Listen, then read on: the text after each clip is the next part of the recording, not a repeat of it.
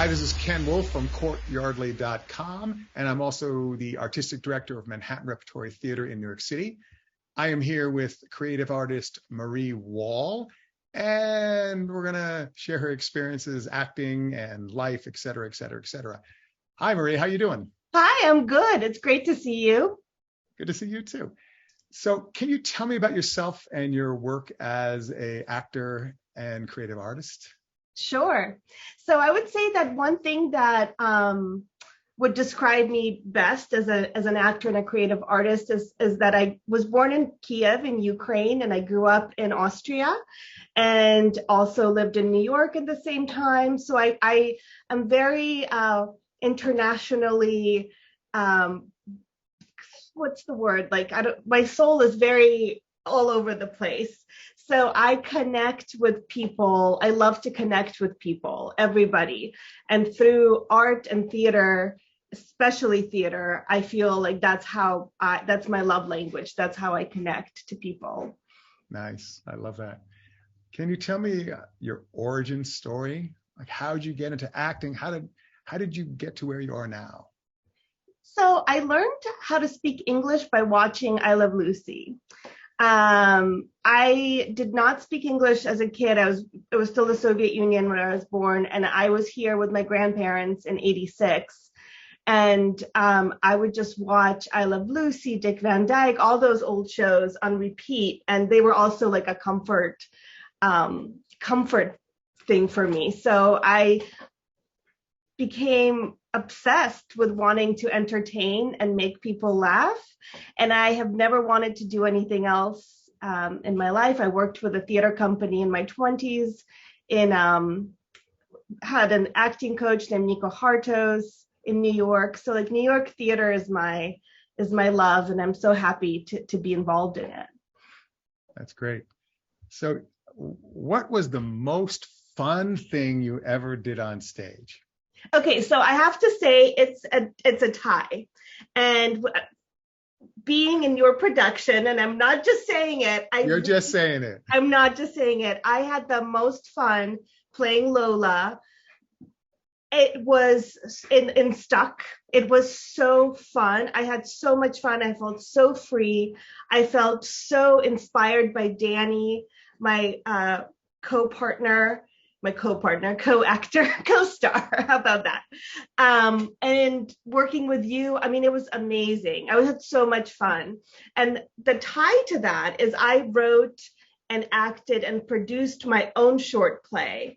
So that was also so much fun on a whole different level, because I put together the whole production, so I played a small part in my own play, and that was really fun too. I would keep forgetting the lines I remember because I was nervous or something, and I'm like, I wrote these, how, but it was so fun. It was in 2019, and it was part of the Strawberry One Act Festival. What was the name of it? Can you tell us about its how that manifested? Yeah, so a couple of years ago, I was part of the Labyrinth Theater Company's masterclass, in which it was like a whole couple of days of writing and produce. It's such a fun event. So you write and produce, and you dance, and you do everything. It's theater, it's involved. And this little one-act play came to be, and I'm not a writer. I write, but it's not one of my passions. But I wrote this one-act play about a young woman who became addicted to psychics, because she was very, she was young in New York City. She didn't know what to do, so she started seeing these psychics. And of course, kind of based on a true story, psychics rip you off, right? Like, they just take your money, and they kind of prey on young, vulnerable, insecure people who are lost. So it was this one scene out of, maybe someday will be a full-length play. Actually, hopefully, because I keep thinking about it, of a girl bringing her new boyfriend to the psychic and really wanting to hear, like, what does she see for her and him in the future. And I played the psychic, and it was so fun.